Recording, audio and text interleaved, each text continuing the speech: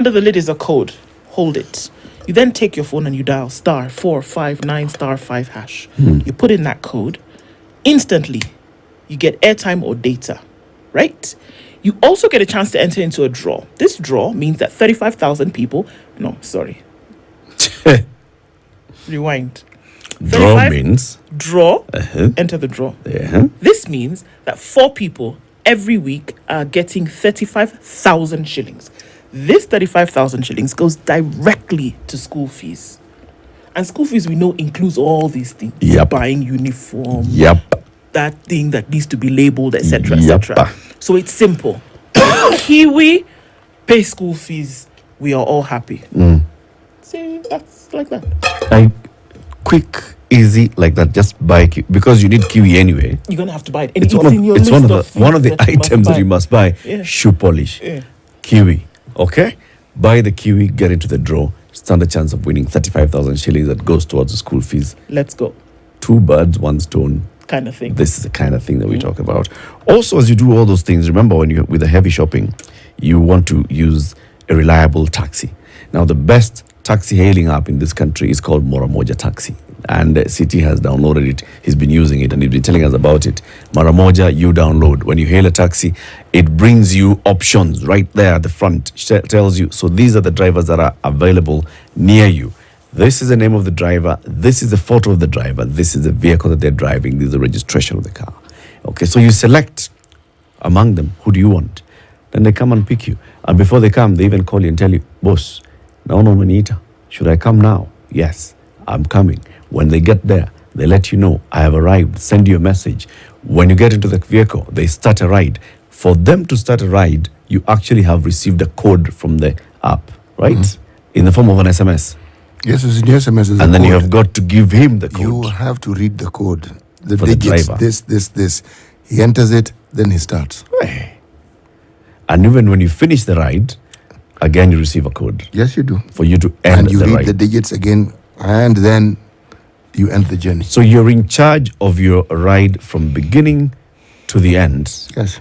It's cheaper than everybody else, and it pays the drivers more than everybody else.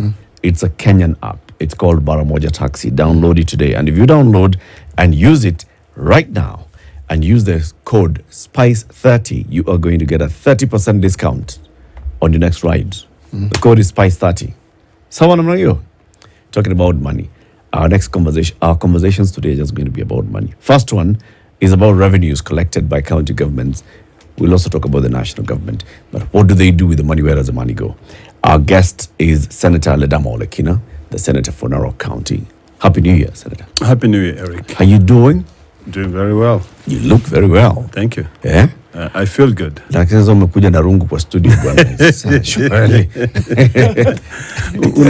Una bahati ya leo. Unajua hii ni ile tu leadership. Isile kuna this is not the one with the... It's not the one with the... No. The bolt. No, it's not. Yeah. If somebody were to take it from me and say, like, you know, can I look at yours? Would you be able to give it to somebody? No. Because like, I remember my grandfather's staff. Yeah. You couldn't just go and hold it and touch it. No. I'm so glad you're so African, so you know the meaning of it. Yeah. You see, the problem with Eric is got the name Eric. And he's Maasai, he forgets that. Explain to people the rungu, the importance, the symbolism of what you carry. Well, you see, it's actually a leadership tool. You know, in every community that you go to, if they feel that you've got the charisma, you've got the, what do you call it? It's called the wherewithal. Yeah, maybe you can summarize that way. But if God has blessed you enough to be able to lead the nation, lead the people, then of course, by all means, you will be able to be welcome. And everyone who sees you as a leader will always prepare a rungu for you and then give it to you. You know, it's actually very important. I remember during the campaigns, one of the best gifts that I've ever received was from a place called, it's in Kilgoris.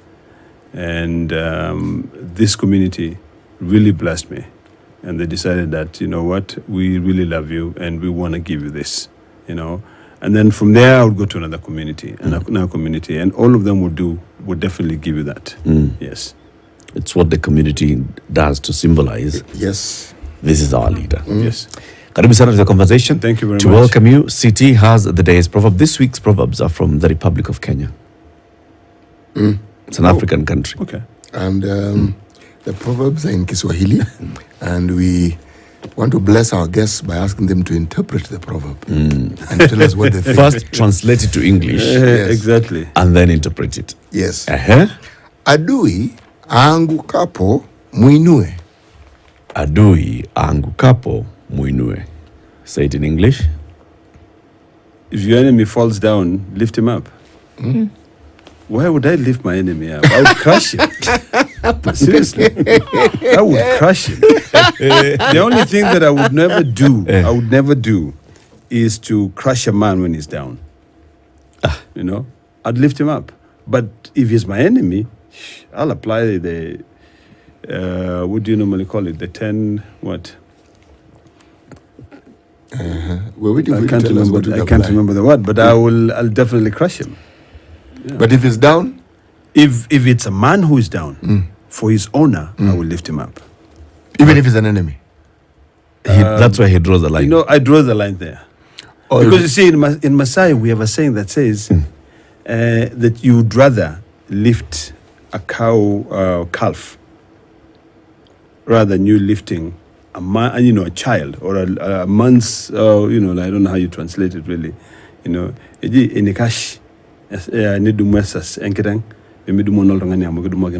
because that one will actually come up and crush you. You know, if you lift the man, he'll come up and crash you at some point. It's better that you lift a calf. A calf of livestock. Interesting. So umekataa hii proverb. Hiyo nimekataa hiyo. Hiyo that one no.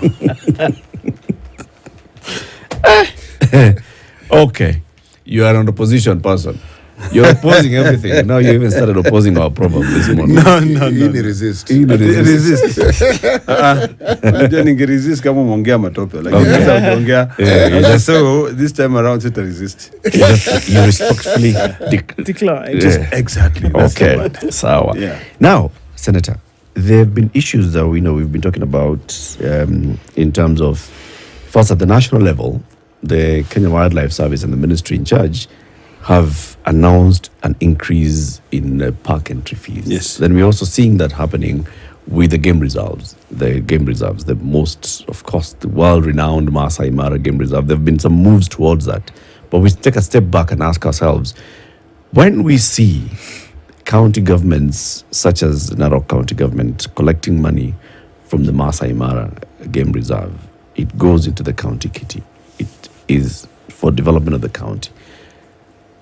Is it accountable for all the money that it collects? Let me put it this way and try to demystify the whole process of revenue collection. I think it's important to know that the law, the Constitution, as well as the Public Finance Management Act, clearly define what types of levies that can be collected in counties. And also, it clearly defines on how that money which is collected is treated.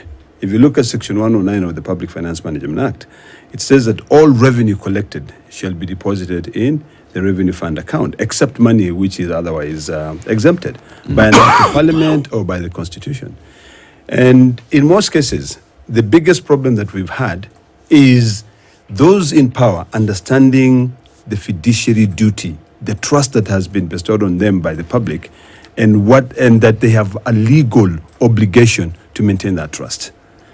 The biggest challenge we have is one, and I'll try to be very clear, and I'll go back to your first statement, is that when you collect these resources, you need to understand that that money does not belong to you as a person. You are only collecting it because people have trusted you. They have given you the fiduciary duty. They have trusted you to collect that money and spend it to be able to provide services to them, because these are taxpayers' money. One of the biggest problems that we've seen is a lack of accountabilities in counties.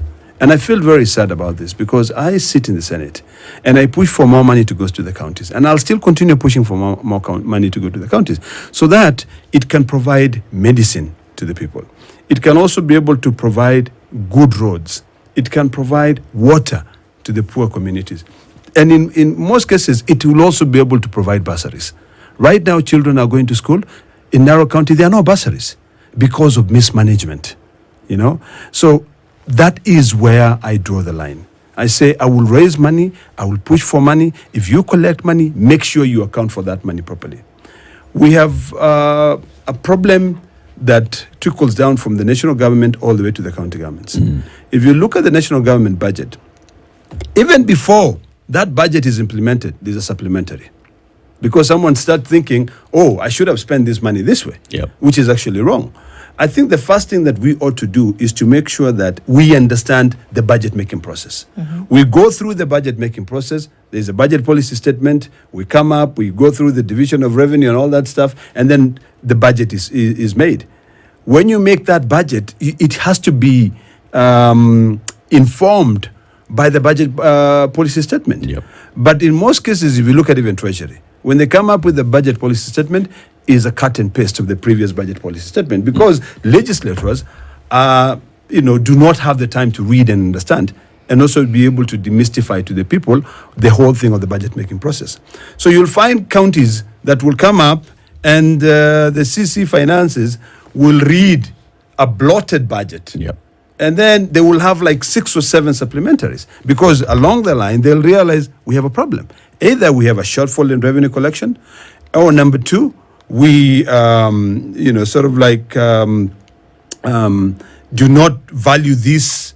We are changing our priorities midway. We're changing our priorities midways. And sometimes they even messed up because the law requires that if you move money from one line item to another, you have to carry out a supplementary budget before the end of the year to be able to correct that.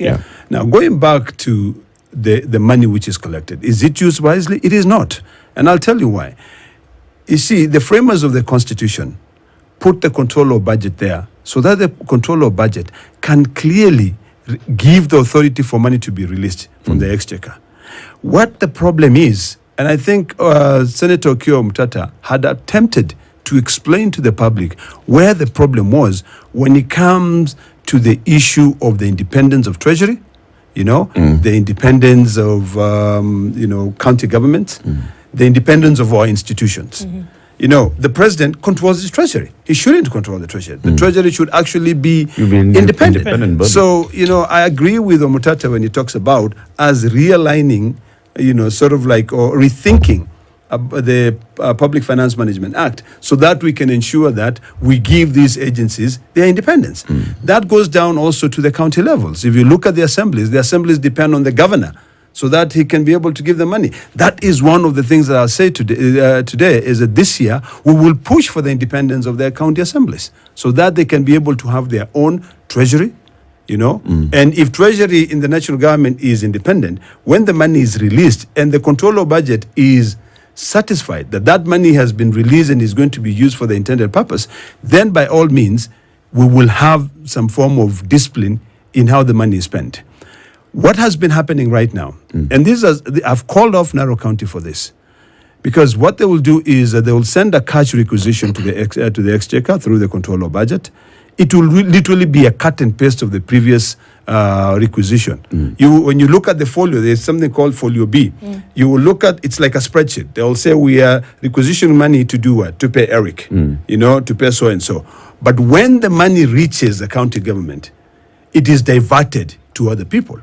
And that's illegal. And in fact, this year, I will be even going to court. But how does this happen? You see, I'll tell you how it happens. There are institutions that have been in place, just like you've said. Yes. Constitutional, there is the control of budget. Yes. There is the Auditor General. Yes. There's the County Assembly, obviously. Yeah. Even in the PFM Act, there is a process by which money leaves these two accounts, the County Revenue Fund and the consolidated account. Yes. There is a process that money goes up to the final payment. Yes. How can it happen year in, year out that all these games are played without anybody noticing? No, it is not that nobody is noticing. People are noticing. And then? But here's a problem. And I think this is where I even told the controller of budget that she's got the power.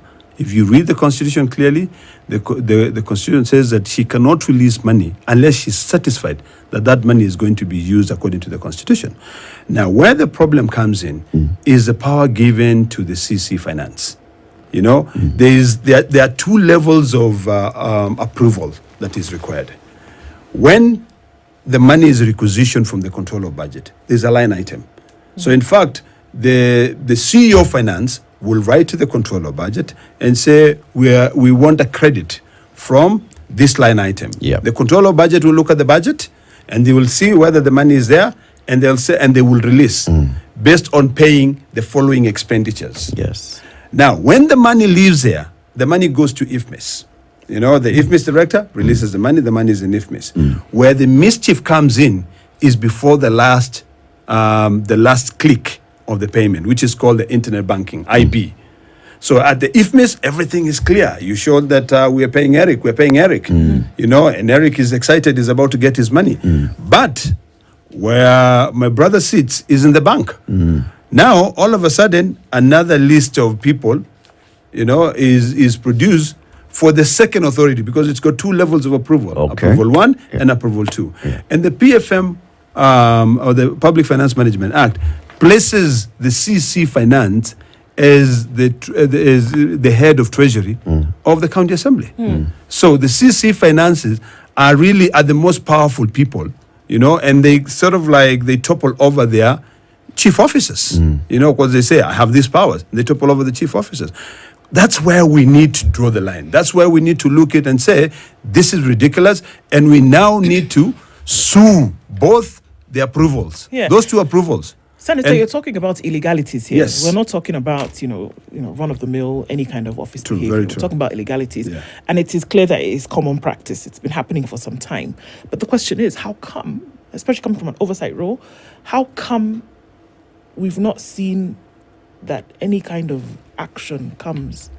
That's if this continually happens, action. That's a very good question. I think the only way that I can explain that is that at the onset, the Senate did not even have any money for oversight. So it was very difficult for the Senate to be able to push. You know, like Ledama will have to use his money to be able to go and oversight, to go and push it. And then there are these institutions like the DPP, there's this institution like the DCI, the anti-corruption, ESCC. And I want to be very candid here. The problem is that in the Senate, we will put recommendations that prosecute, you know, like investigate and prosecute this person because of this mismanagement of funds.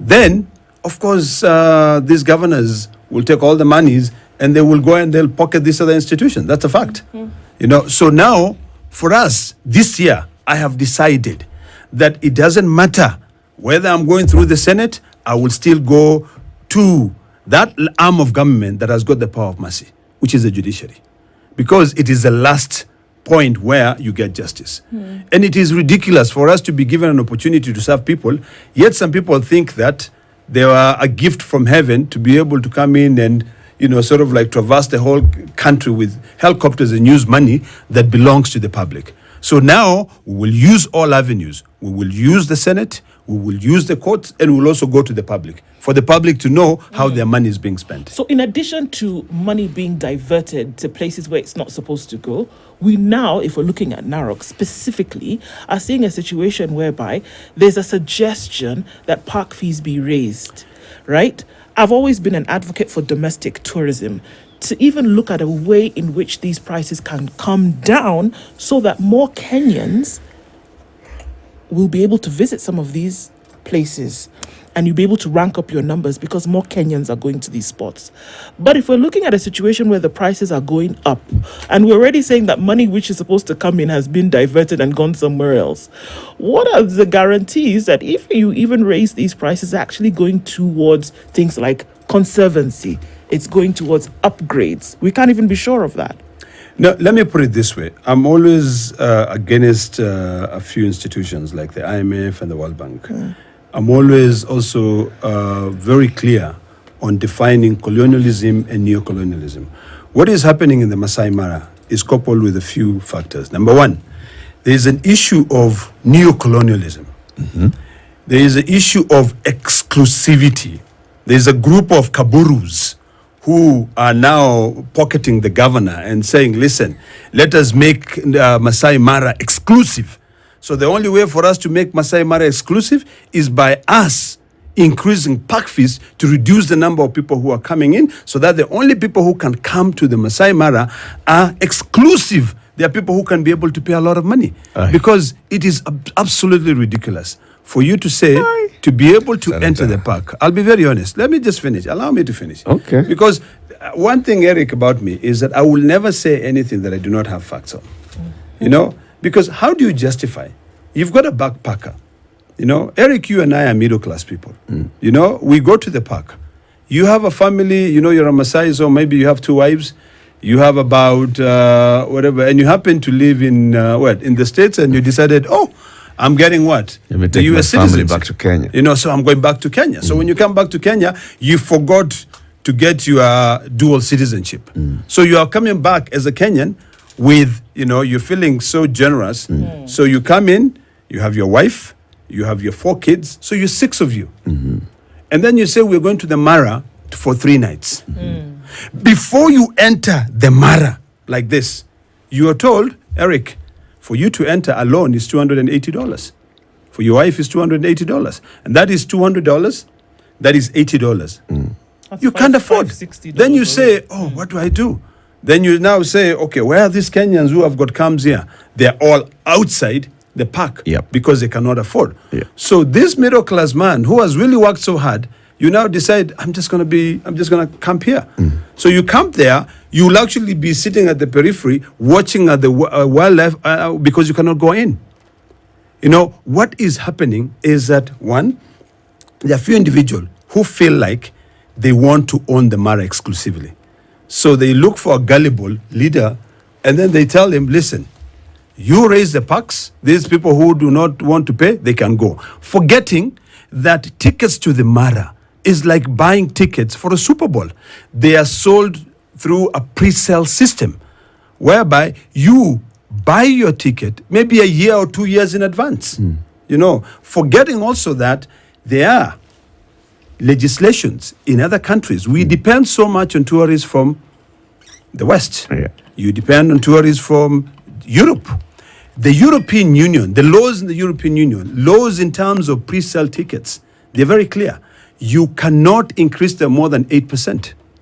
But in this case, when you come in without public participation, because what has happened with the issue of Narok is that the governor cherry-picked a few stakeholders, called them to Serena Hotel, and told them this is a Mara management plan. And then at the tail end of the meeting, he tells them, and by the way, folks, we're going to raise the fees. You know?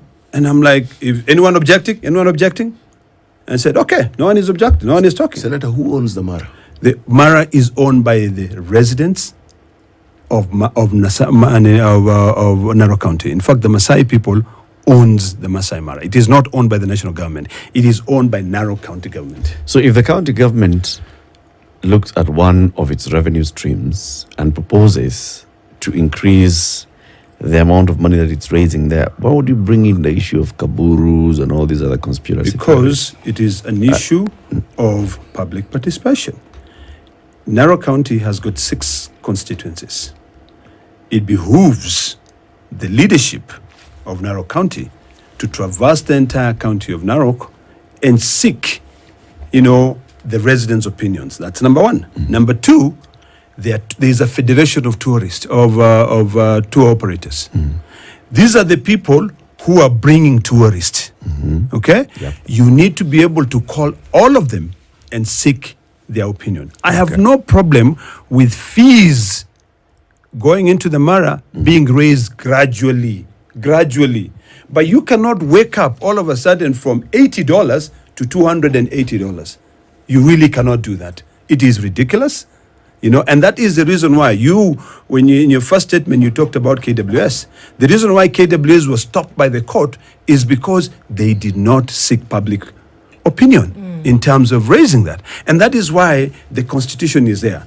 It is like where people talk about rights. You know, like yesterday I was in another media house, and a lawyer was talking about rights under Article 33. Eric, your right stops where mine begins. If you are now, sort of like interfering with my ability to enjoy my vacation, then of course you are toppling on my rights. So the issue here is this. The main issue, as I hear you saying, is public participation. One, public lack of participation. proper consultation. Number two, it's also very, very important to understand how the tourism sector operates, how tickets are sold. It is not a walk-in. You know, Eric, you will not just decide, I'm going to the Mara today, and you go in. You plan ahead. So you plan 6 months, you plan a year ahead, you buy tickets. Are you saying I can't wake up tomorrow morning and go to the Mara? You can, absolutely. But when people plan their travel, 90% of agents all over the world pre-book, because hotels are sold out. It is like now, let's actually be very, very basic in terms of trying to explain this. If you go into your, let's say, Expedia, and you want to buy a ticket to go to the States, if you buy that ticket 2 weeks, before your travel, it will be cheaper. Yeah. If you buy it today, on the day of travel, you'll probably pay like, an arm and a leg. Yeah. So really, it's an issue of understanding how these things happen. Now, my other big problem... let's take a break. Yes. And then you'll tell us the other big problem. 25 minutes to 8. Senator Ledama Olekina is our guest. He is the senator for Narok County. He has issues that he's raising with regards to the management of the Maasai Mara Game Reserve, the county government's involvement in it, and the proposals by the current county executive on raising of fees. We'll continue that conversation shortly. Good morning. This is the Situation Room, the only way to start your day.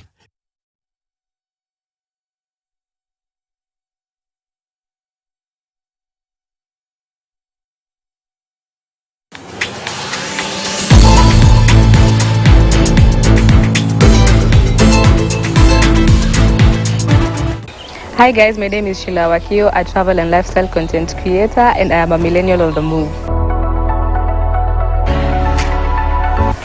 Yes, traveling is quite expensive. That's why most of the time I usually reach out to hotels before I travel. I have so many people who want to do this, but they're like, content creators mko wengi, kila mtu anafanya hii kitu. But I'm like, everyone has their own craft, at the end of the day. So just do you, be yourself. We'll be like 5 people who would be invited to a hotel to create content, but everyone will come. Each one of us will come with like different ideas, We can't always have the same ideas.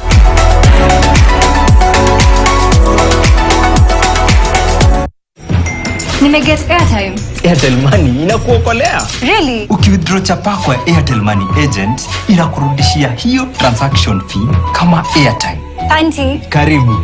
Airtel Money makes your life kidogo better.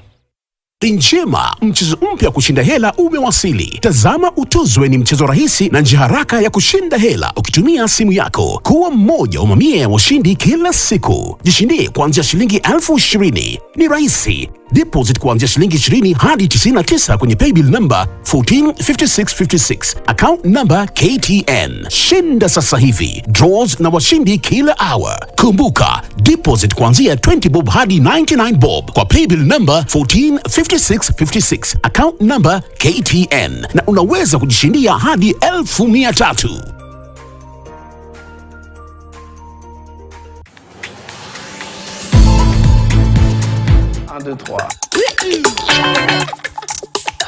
Get inspired by AfriMax. A continent bursting with creativity. Meet artists, designers, and cultural icons. Discover African lifestyle and culture. As diverse and exciting as the continent itself. This is AfriMax.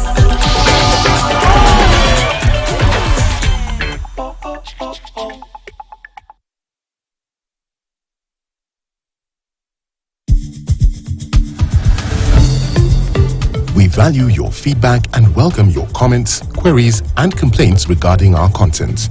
You can get in touch with us on SMS 22151, call 0719 012 450 or 0719 012 090 or email feedback@standardmedia.co.ke, or you can send us a letter on Post Office Box 30080-00100, Nairobi, or deliver it to our offices at Standard Group Center, Mombasa Road, Nairobi.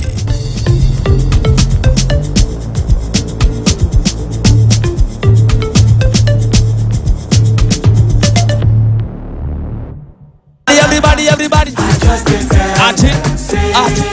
Ati na papa go they make me shine.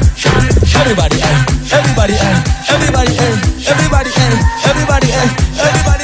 let's go.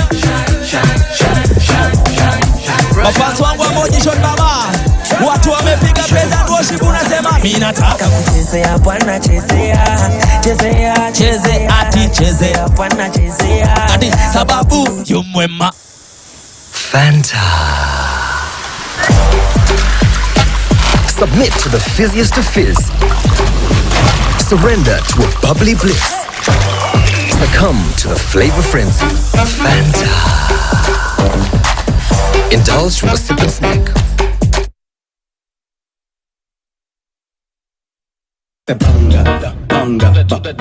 KTN Home welcomes you to the ultimate entertainment extravaganza. My hands, your waist, my heart.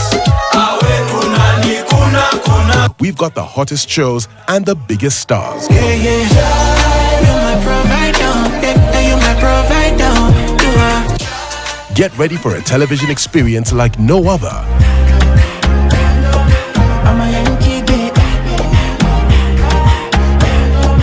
The perfect balance of excitement, suspense, and pure entertainment.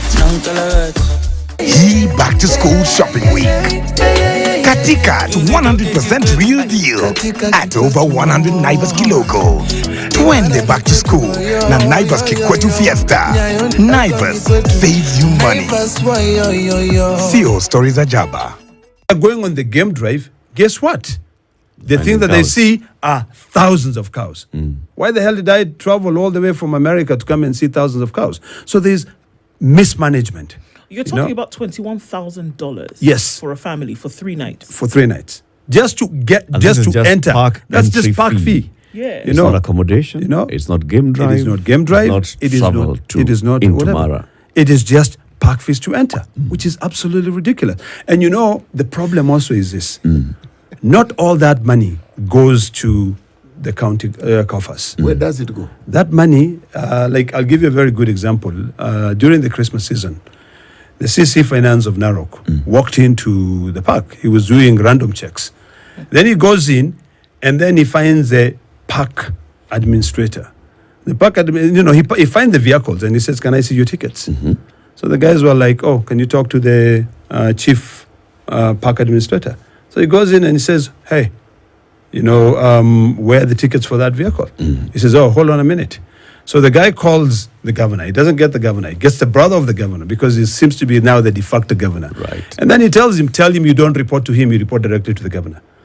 So it is not right. Whatever is happening is actually not right, because not all the money. Because let me tell you, Eric, when you go to Narok County in July, August, September, and October, and you go to the Maasai Mara, you will not get accommodation. Yep.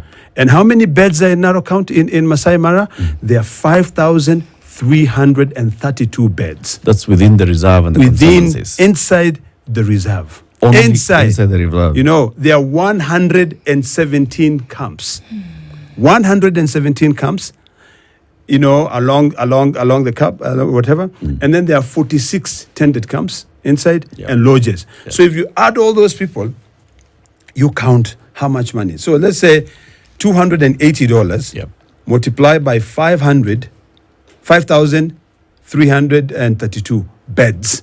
Narok County would be collecting more money than it's one of the wealthiest counties. Than the treasury, really.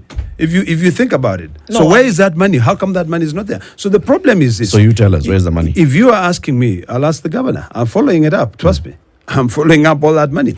But the problem is this. And I want to be very, very clear. One, you cannot just wake up without consulting, proper consultation, and decides to increase revenue 300%.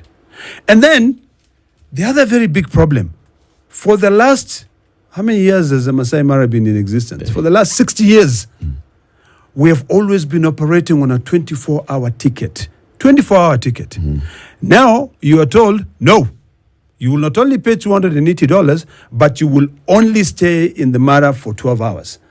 So if you leave Nairobi now by car, you're going to Narok, you get to the escarpment, you stay there for 6 hours because of the traffic, and then you get to the park at 5 p.m. 5 p.m. You don't even get to go to your room. You're tired. It expires you have in an hour. 1 hour, literally 1 hour, for you to be able to do what? To do your game viewing and go to your room. The next morning, pay. The next morning, let me tell you what happened the next morning. If you're not staying in the Mara for 2 days, the next morning, you've got until 11 a.m., no morning game drive, to exit the park. If you're flown into the Mara, and let's say you go to the Mara at around 5 p.m., so you've got 1 hour, you've got to stay in your hotel room. That's the rule. You stay in your hotel room until 10:30 a.m., and then you drive half an hour to the airstrip for you to leave. What sort of dictatorship is that? So what informs all these decisions? It's one, ill-advised, this thinking, or this, allowing power to consume you. And then number two, and I say this, but that is like shooting yourself in the foot. Exactly. Look, as the boss of a county executive, you know that this is one of your great cash cows, right? To finance your own source revenue. Yes. Is just fees from the Maasai Mara Game Reserve.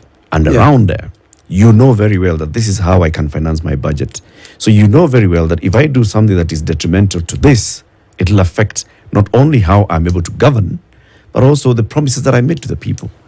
Why would somebody make such a decision? I think it's I fail to see. think it's exactly, and I also fail to understand. But I think it's an issue of being ill-advised. Number one, there's also an issue of not caring about the people around you. Because what I would expect Governor Ndutu to do is, number one, have a clear public participation forum where you sit down and you take the views of your stakeholders. In fact, the Federation of Tourism, the Kenya Tourism Federation, is very important. Because they are the people who will decide, we're either bringing you the tourist or we are taking them to the Serengeti. Nothing stopped them from taking them to the Serengeti. And they are doing that. They're actually doing that. So for me, as a person who is tasked with the constitutional responsibility of protecting the counties, I am doing my job by making sure that, number one, I also move to court, just like the Federation of Tourists have moved to court, to stop this, because it is going to do three things. One, there'll be massive job losses. Because if tourists cannot come, those camps will not be able to do what? To employ people. There are camps inside the park. There are around 46 camps sites inside the park. Even the way those camps were allocated to those individuals, it's questionable. But I'm not going to deal with that right now. I'm going to deal with the issue of really the practicality of these things. Number two, the $80 bed night fee that you are now imposing on these people, you do not have a clear policy on how you're going to spend that money. We have something called the 19% community fund, where it's a fund which was established many years ago that really intended that 19% of all the revenue collected from the park will be put into this fund to compensate the Maasais who are killed by wild animals, maybe support that community, go to school. It was never done. It was never done. So if you are telling me that now the $80 that you're charging, the $40 will go to the camp owner, the $40 will go to that community fund, pass it through legislative process, have a clear legislative framework on how that money is going to be spent, so that tomorrow, when the auditors come, I will not feel embarrassed as a senator of Narok trying to defend my county when you have spent money you're not supposed to spend wrongly. There is also the biggest problem of not caring about, one, the camp owners, because they're the ones who are bringing you the business. So in my view, what the governor ought to do is, now, number one, instead of going through a heavy court battle in court, because it will happen there. It will go all the way to the Supreme Court. And ultimately, he will lose. Instead of doing that, because he will lose either in two ways. One, if the judiciary decides, Governor, you're right for raising the fees, guess what the tour operators will do? They'll say, hey, fair enough. We'll go to South Africa, we'll go to the Serengeti. To go to Kruger National Park, I think it's $20. They'll come to Amboseli. They will go to Amboseli. We'll be fine. They will go to Amboseli.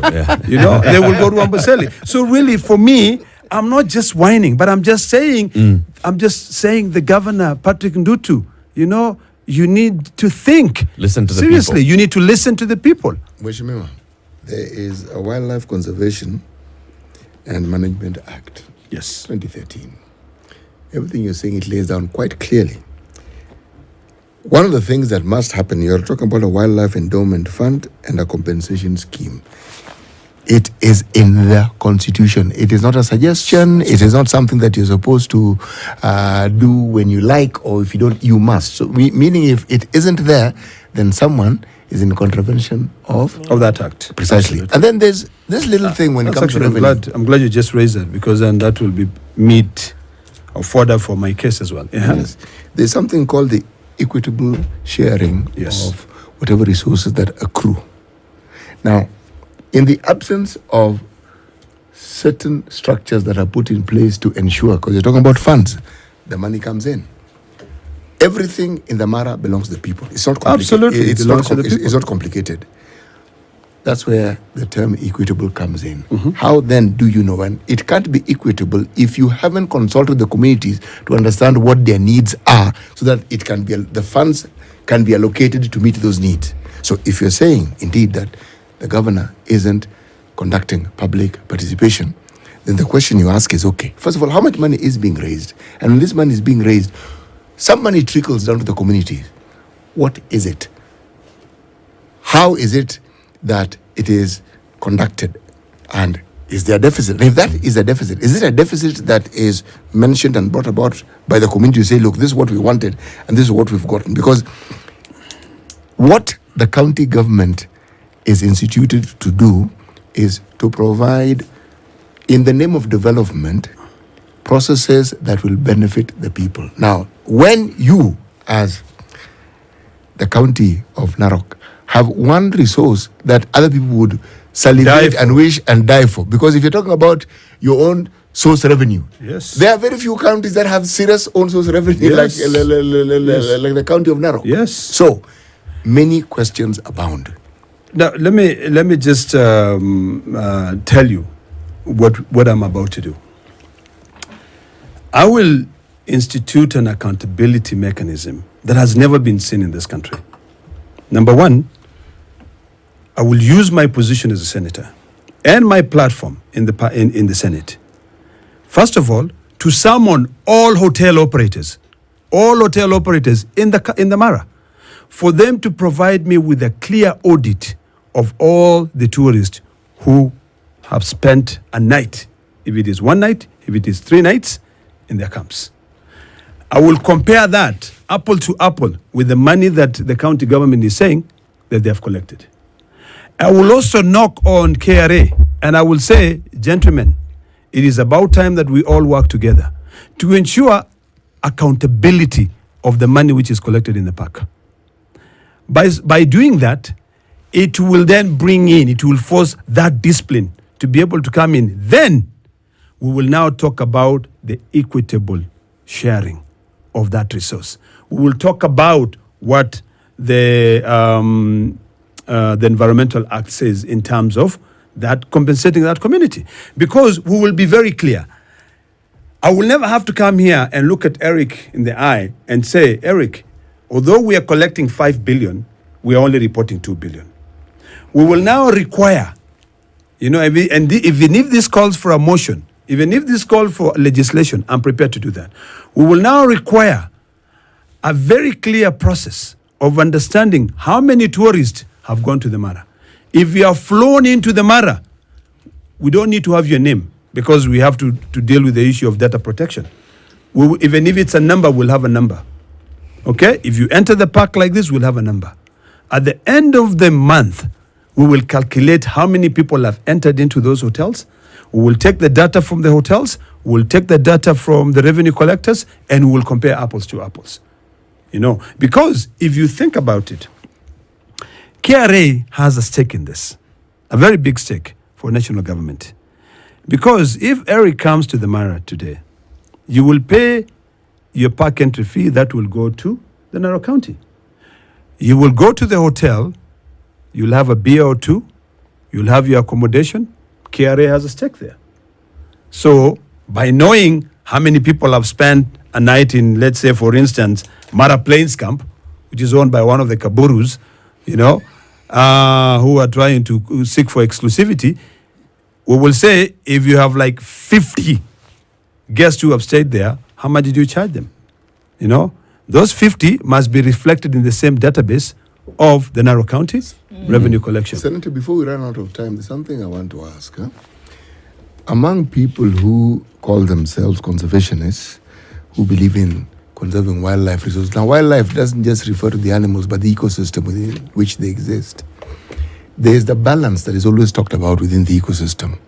And when you talk about, say, hotels, camps, there is always that story of the pressure that is brought to bear in the relationships that then animals, the ecosystem, and how that is balanced.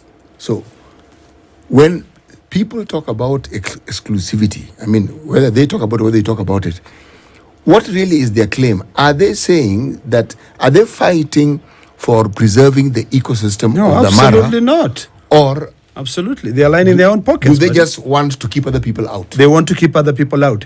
First of all, there are two things. Number one, if you raise the $80 bed night fee, you are making the camps outside the reserve more attractive because there's no $80 park fee, $80 bed night fee. Now, if you raise the park entry fee to $200, you are even limiting those camps which are outside the Mara from being able to bring in guests to go into the Mara. So ultimately, you know, there are always things we call intended and unintended consequences. Maybe the intended consequences was to limit the people who go into the Mara and maybe just bring in, you know, sort of like, quote unquote, the finest of the finest or whatever you want to call them to enter in, and they pay top dollars to come in, you know. Now, if they are coming in and they are paying top dollars and everything, you know, you'll probably get that money, you know, it will not flow constantly. You know very well, and I want to end by saying this, you know very well that every Kenyan wears a pair of shoes. Senator Ledama Olekina is wearing a black shoe today, okay? I will have to go to the shop to buy kiwi to polish, okay? If kiwi was being sold to me at 1,000 shillings, it is only a few of us who will afford to do what? To buy the kiwi. To buy. But if you go to, to the slums, if you go anywhere, even to the rural areas, you'll find somebody with a pair of shoes. And he will be able to buy it and polish his shoes and they look good. So you really have to be balanced. You have to ask yourself, how can I balance? How can I make those camps which are inside the park attractive? How can I make the camps which are outside the park attractive? Just as attractive. And how do I ensure a fiduciary duty? It's a legal obligation. I have a concern as you conclude, Senator. What you've talked about, what you want to do next, you know, trying to seek to clearly understand the amount of money that is raised by the county government of Narok at the game reserve. And I'm just thinking, you know, this is not a new thing to Narok. It is not. Narok has been managing and governing this park. It is not. Even before devolution. It is not. The Narok County Council was running the park. So to tell me that they don't have, as something that you can see as a senator for Narok County, an accountability mechanism that shows you this is actually how much money we raise from Narok County government, I think you should not even be doing this work yourself. You should be seeking a way of... No. Let me clarify that. We do have. However, as time goes by, we become greedier. Okay? We now want to drive a Rolls Royals. So you'll devise mechanism to divert those monies, to find mechanism whereby if there are 10 vehicles coming, you create a cabal. And you register less. So you register less. So the system is there. But there's a check and balance system. Just like the framers of the Constitution. Is a system okay or is a system compromised? I would probably say, to be very, very honest, I think CAPS, which has been collecting revenue on behalf of the Narrow County, has got a very good system that works. I think Mara Conservancy, which is managing, has got a very good system that works. I think any revenue collection company that comes in, develop a very good system. But these systems are manipulated. This system are manipulated as follows. One, you either do not issue a ticket and you allow people to be able to go in, and you make sure that you have the human interface to be able to control for when they are being checked. Or, finally, you just fold and say, the park is free for everybody. Senator, come again soon. Let's continue this conversation. Thank you.